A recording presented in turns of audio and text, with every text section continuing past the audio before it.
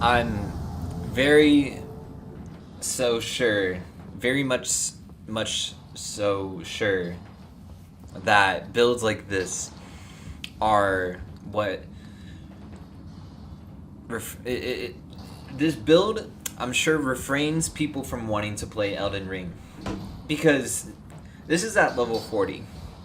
It is a very mean build, and I feel like a lot of the people that I've encountered with in invasions with this build have led them to uninstall the game.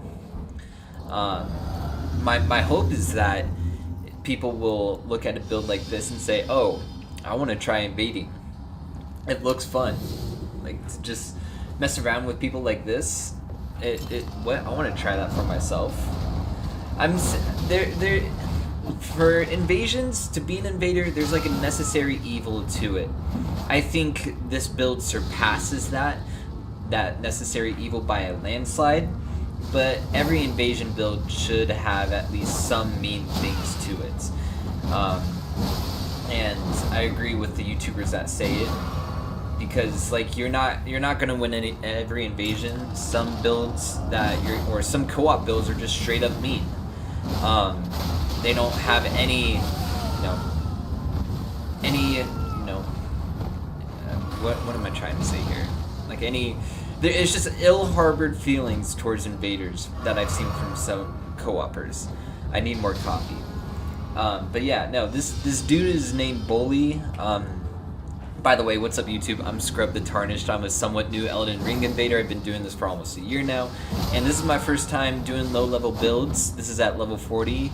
I have barely just enough strength to wield the shield. It's a utilization of having the Fingerprint stone shield with bleed infusion, and you also get madness build up too. And then using shield grease, not only do you enhance your block boost or your guard boost by an enormous amount, I think that also has to deal with like the damage and the build up as well. I could be wrong though.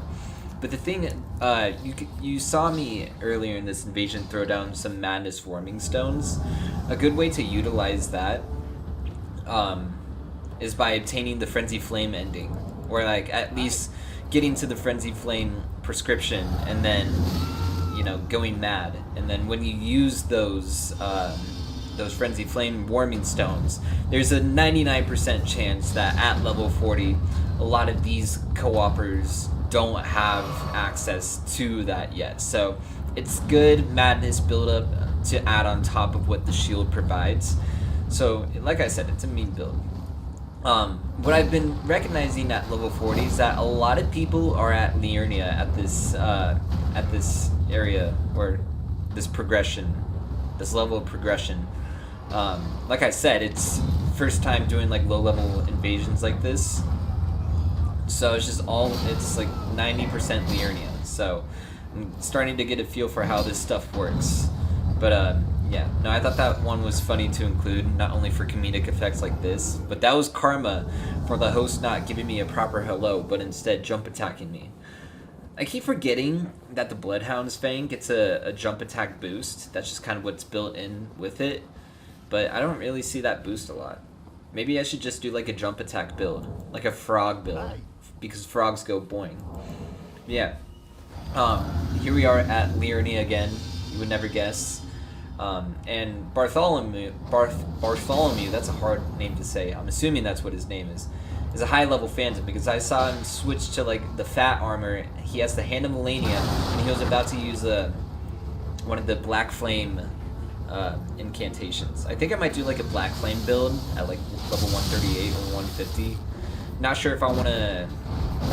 I don't know how it would work, but either way, it was obviously a high-level phantom helping this host get through the game, because like there's no way that you would be placing your sign down at Liurnia at such a high level to help low-level players. So it's obviously a friend helping his low-level friend cheese his way through the game, which I find to be very dishonest. So we instantly got to go for Bartholomew. So goodbye, Bartholomew. That's what you get for helping your friend cheese through the game. And people say like, "Oh, Elden Ring is so easy." Oh, Elden Ring is so easy. My first playthrough of Elden Ring was not easy. Hear me out. Sure, I summoned a lot of phantoms, but at the same time, like, they were equivalent to my level of when I was summoning them too. I wasn't asking people like, hey, anybody who's completed the game want to help me yet? Like, does anyone want to help me cheat through the game? Like, that's just dishonest. And I take no kindness to those kinds of players. And so, Alabaster has to go down to the hand of my shield. So goodbye, Alabaster. But we still got to give them the typical scrub goodbye, you know, the not bad nod and then the respectful bow, because we got to make some players feel like they're somewhat decent at the game. But yeah, here we are back at Liurnia. We have 2 co-opers. I think it was a couple doing a playthrough. We got Lord Jim and Lady Kim. I thought that was pretty cute. It also makes me feel sad inside because I would like to do a co-op run with a girlfriend, but I'm not gonna get all sappy right now because this is a bully build. And so we bully couples. And so Lady Kim barely had any HP whatsoever. I don't understand how Lord Jim had the Banished Knight armor already. I don't even know where you can find Banished Knights. I mean, other than like Stormveil. So he must have been very lucky to get a drop off of one of those Banished Knights. I think Banished Knights are so cool in this game. But yeah, I was curious at the beginning of this invasion, like, is Lord Jim like high level or something? Then I saw he was heavy rolling, and then I realized, oh man, no. He just likes to look good, but it comes at a cost, which I understand. This is one of those builds where I can't really care about looking good. It's just based off of the utilization of trying to make the shield work and having enough arcane to get good bleed buildup on it. So, but earlier you saw Lord Jim just like cower in fear, and I feel super bad that, well, a part of me does feel bad, and a part of me does not feel bad about this build, because it's revenge on, you know, it feels good to be mean, because I deal with a lot of gankers. I'm sure all invaders do. It's just the nature of Elden Ring PvP. I wonder what that's going to look like once the DLC comes out, because I'm sure it's going to be a lot of the honest co-opers and a lot of new players as well. So I might as well turn this build into a build that welcomes, you know, like new co-opers to some friendly PvP. Yeah, but yeah, there goes Lord Jim. I'm sorry for making you scared with my scary mean build, but it is what it is. Here we are back at Liurnia. We have 2 gankers. We got Kokuwa Giganti. I don't know. And then a Phantom. I forgot what the Phantom's name is, but we'll find out in just a second. But yeah, so it's interesting to see gankers at such a low level, because you don't really have super mean builds at like level 40 or anything. Like I'm barely making this build work.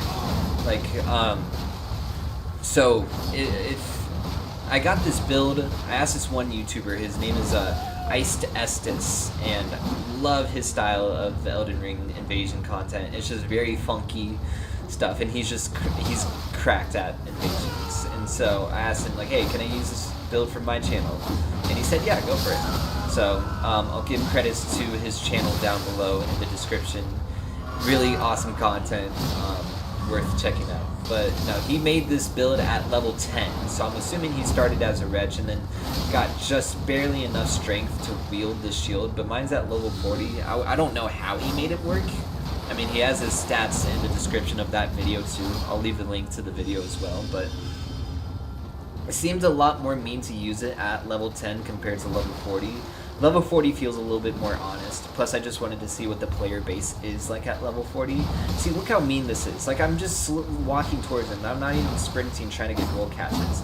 The only thing that I struggle with this build is chasing down people, because shields have no range whatsoever. It's just a slab of stone that I'm trying to, you know, thrust at people. So I know one trick I've been doing is using the crouch R1 because that kind of pushes the shield a lot forward, so you have a lot more forward momentum going with it.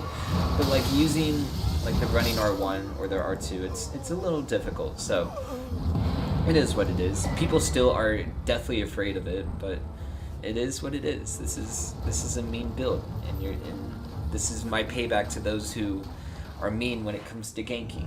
It makes me feel good. So. An eye for an eye, I suppose. But yeah, here we are back at Liurnia.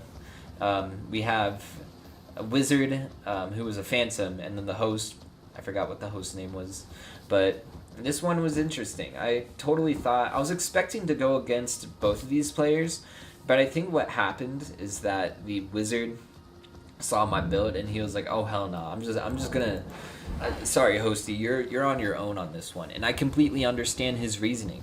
The host, I mean the phantom he did not want the smoke. He did not want the smoke. And I totally understand. Like, this build is nothing but the smoke. And so I'm glad that the host was at least brave enough to withstand and try to fight my meat build. But when you're naked, or like almost naked like that, you're gonna get bled and madness pretty easily. But last video I said like this build is like an unstoppable force, or like an immovable object. Like, it's so freaking strong that it even is like collapsing the freaking building, as you saw like 10 seconds ago. But yeah, there's me trying to bait Silent Shadow into the Warming Stone. I think he recognized that it was a Madness Warming Stone. Oh yeah, here's a blue. We have Headphone. I don't know why someone would name their Elden Ring character Headphone, but it is what it is. Apparently Headphone didn't even want the smoke either. I think I really got it. I think it's because my name on this character is Bully, so people see that and they're like, oh man, I don't think I want to go up against this. So I'm glad I had a little bit of an audience watching me. Makes me feel seen, unlike the 10 people that have been watching my YouTube videos. No, I'm just kidding. But I'm glad that I had an audience. I'm just very surprised that they didn't want to go up against me, but it is what it is. I commend Silent Shadow for being so brave to go up against this build. I did it. I had to give like the I did it fist bump in the air. So GG Silent Shadow, thank you for the applaud. Blue, who was disguised as a host. And yeah, that was that invasion. For once, we are not back at Liurnia. We are at the Celia Crystal Tunnel. This is a fun place to invade. Invading in places like tunnels, caves, and catacombs are difficult because in the overworld you don't have a lot of like up and down like rocky terrain compared to like the Celia Crystal Tunnel. So trying to maneuver around all this with a freaking big ass shield is a little difficult. But yes, here we have Liar of P and then another Phantom. I really liked Liar of P. He just had a very fun vibe to his character, and just, you know, but he's really good at getting those backstabs. The one thing about this build is that when you're doing your shield crash, you're very susceptible to getting backstabs. So that's one weakness. So Liar of P definitely had that advantage, but unfortunately he did not obtain the Frenzy Flame ending, so we had to just delete Liar of P. I haven't played Lies of P yet. I've heard many good things about the game. I know people argue that it's not good compared to other Souls games, but I mean, Souls-like games are the first of its kind. I mean, Dark Souls and Demon Souls are like the first of its kind, so it's a somewhat new genre. Like, I played like Jedi Fallen Order back in like 2019, and like I enjoyed that game, but for them to try to do like a Star Wars Souls-like, it just was not really. I understand the direction, but it was just too easy. Souls-like is supposed to be difficult. But oh yeah, update on my Demon Souls progression. I finally got past for Armor Spider. I tried going into 2-2, but I'm getting my shit wrecked right now. 2-2 is very hard, so I decided to go into 3-1, which is the Latria Tower, and it's pretty scary. There's some things about Demon Souls that has like a very scary ambiance to it. Not as scary as Bloodborne, but so yeah, I'm trying to figure out my way. That's just where the progression is. So yeah, this is the last invasion of the video. I do not win this one, but I wanted to showcase how good I am at being an escape artist and just dodging things. I mean, that there was not a good example, but there were a numerous amount of close calls in this invasion. So, I don't know what everyone's education system was like, but when I was growing up in like middle school, like 6th and 7th, 8th grade, I know some people go into elementary until like 6th grade. For me, it was 6th, 7th, and 8th. But in like 7th and 8th grade, we would play dodgeball a lot.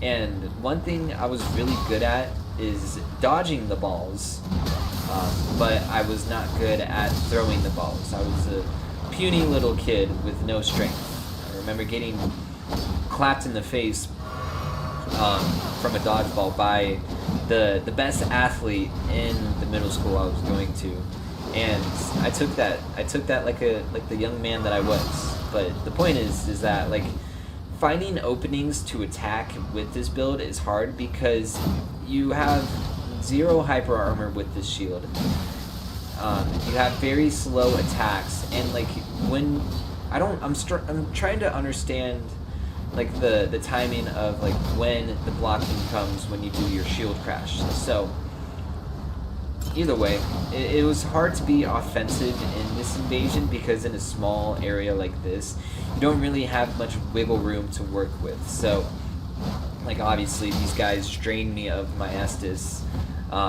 so I had no choice but to bring out the Frenzy Stones, but I didn't have any FP either, so I had to go back and get some FP so I can eventually make it back to my Warming Stone and gain some health at least. I know you get more health back from a Frenzy Flame Stone compared to a normal Warming Stone, so that's very good to have. But as you can see, like that host got madness.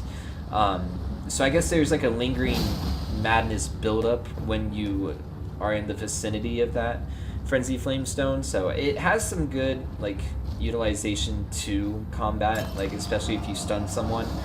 Like in the first invasion of this video, that one host that got madness, if I did not recognize that he did get madness, I wouldn't have made the escape back into that tunnel. Otherwise, I would have died because yes. But I like for some reason I don't even know how I didn't manage to die for the amount of time that I lived in this invasion. I don't think that really made sense. No, I don't. No, that didn't really make sense. But like even in moments like these, where the guy is like poking through my shield and the host is throwing fire pots at me, like I should have died right there, but I didn't. I guess I'm just that good. I'm like a master escape artist, which is ironic for me to say because instead of going for the poison heal, I instead throw down another Madness Stone, and then the Phantom just came up behind me and clapped my ass. So there are some invasions where it's hard to find an opening with this build, but it is what it is, and so I thought I'd showcase that as well because I'm an expert at dodging. So yes, that is the video. My name is Scrub the Tarnished. Thank you so much for watching. Leave a like, comment, and yes, this is the build, level 40, 36 Vigor, 34 Strength, 15 Dex, and 16 Arcane, and other things I'm using is like I'll leave that in the description because the video is fading now. Okay, that's it. I hope you enjoy with whatever you're going to do after you're done watching this video. I love you and be good to yourselves. Okay, peace.